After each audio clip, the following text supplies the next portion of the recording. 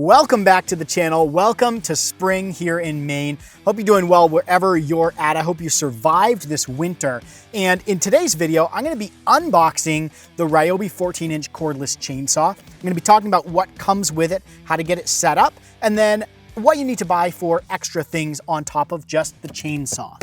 So let's jump right into it. I never thought of myself as someone that would buy a battery-operated chainsaw, but as I started to do some research, this Ryobi 14-inch had really good reviews, and I was looking at getting the Echo gas-powered 14-inch chainsaw, and so I thought, okay, why would I get the Ryobi over a gas-powered? Now, I want something that I can just grab from the garage, cut a branch up, clean up from winter. As a homeowner, I'm not cutting firewood here. I'm not cutting trees down, maybe a small one here and there just to clean up.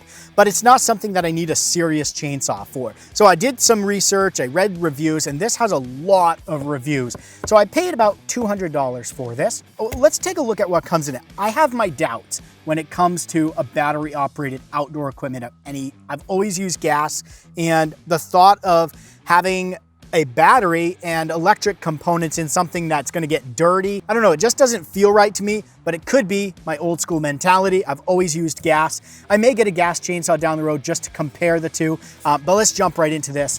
We've got a bag here with some booklets in it. Let's just take a look at what we get there. You've got a review to win from Home Depot. You have the operator's manual for the chainsaw and the charger.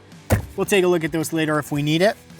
Right here, we have what I'm guessing is the battery. So again, this is a 40 volt, 4 amp battery. Works in a lot of the Ryobi outdoor equipment, the trimmer, the chainsaw, hedge trimmer, all that good stuff. It's a hefty battery. Check this out. In a Ziploc bag. Let me unziploc that. We'll pull this out here. That's a hefty battery. Check that out. Ooh. Check, yeah, hefty battery. Let's stick that right there. We have the battery charger, nothing fancy there. Has an LED light on it to show you whether it's charged or ready. And then we have the chainsaw itself. Let's pull a little cardboard out of here and let's get this chainsaw out.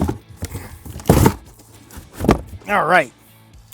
It's actually a little heavier than I thought it was gonna be, especially when we get the battery in there. So let's take that, see which side goes in. That's decently heavy. I feel like that's almost as heavy as a gas-powered chainsaw.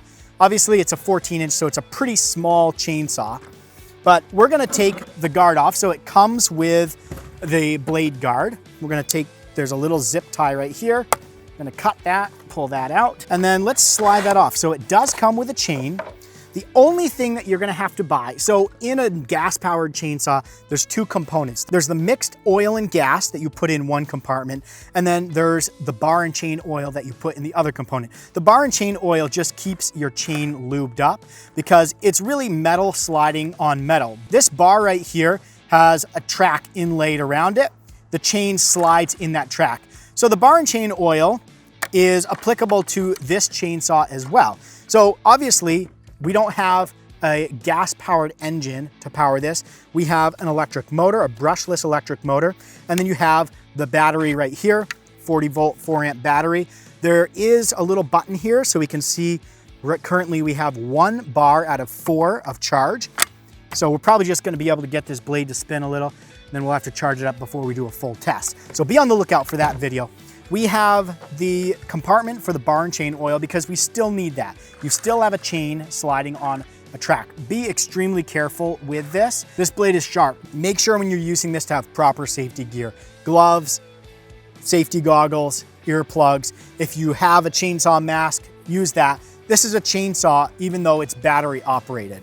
So be extremely careful. It may feel like a little bit more of a toy than a gas powered because it's not making any noise right now, but as soon as I hit this, we're good to go. So let's throw some bar and chain oil. You're gonna have to buy this. It does not come with bar and chain oil. So I just picked up, some generic by Power Care. You can buy Toro, different brands of bar and chain oil, but we're just gonna go in here and fill this compartment up right here. Try not to spill it on the chainsaw itself. Remember, this is important, and it's something you're gonna wanna check as you use it, because if this goes dry, you've got metal on metal here sliding around. So we're just gonna put that on there. So now we've got the bar and chain oil in there. So that's gonna lube our chain here as it's sliding on the bar. Up at the top here, we have a safety switch. So this right here, pull that back. That's pretty cool. It ramps up. So check this out. If I just pull the trigger a little, there's a second delay there before it comes on. And then the longer I hold it, it spins up. So it ramps up in speed.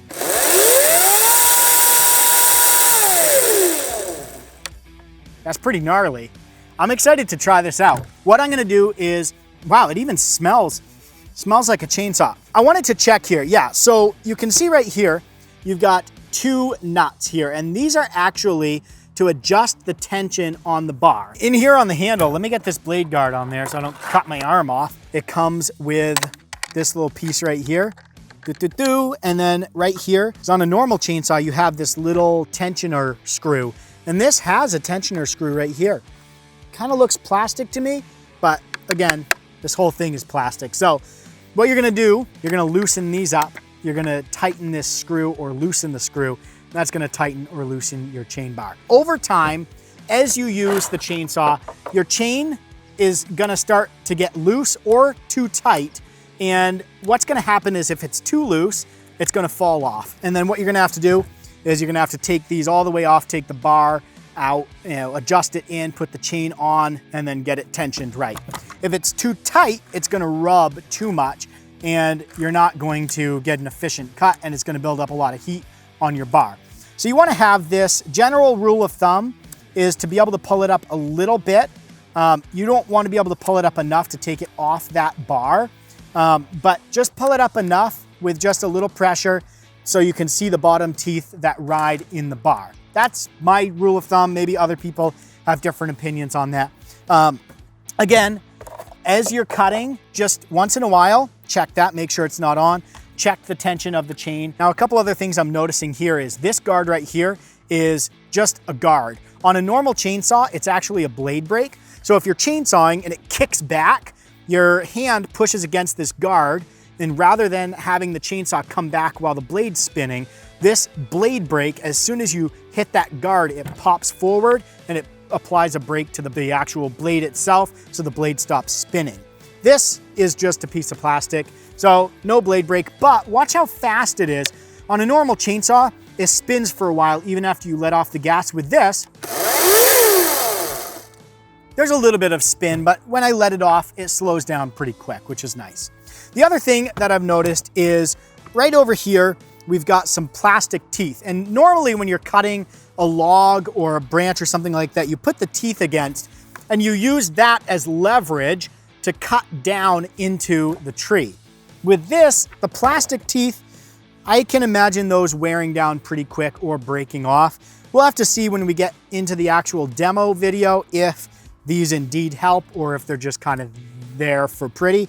I'm not really sure. We'll see how that works. So let's recap here real quick. Comes with the blade guard, your charger, your battery right here, and then it does come with a chain, which is nice. Besides that, you're gonna have to go and pick up some bar and chain oil. They actually say right on the box, remember to buy bar and chain oil. So make sure you grab that. Doesn't really matter which brand. And then stay tuned. I'm gonna charge this battery up, get a full charge in her. I'm curious to see how long it cuts, how well it cuts, and kind of compare it. I used to cut wood growing up, and so I'll compare it to my previous use of a chainsaw. You know, one of the things that really bugs me the most when I go to cut something with a chainsaw is starting the dang thing. So I don't know, it depends on the age of your chainsaw, but sometimes it's easy to flood the engine and sometimes it's just a pain in the butt to get a chainsaw started. So that's why I'm excited to be able to take this, throw the battery in there,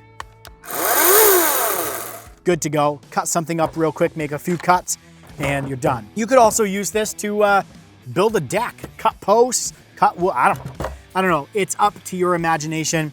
Let me know what you guys think in the comments below. Again, I never thought I'd be buying a battery operated chainsaw.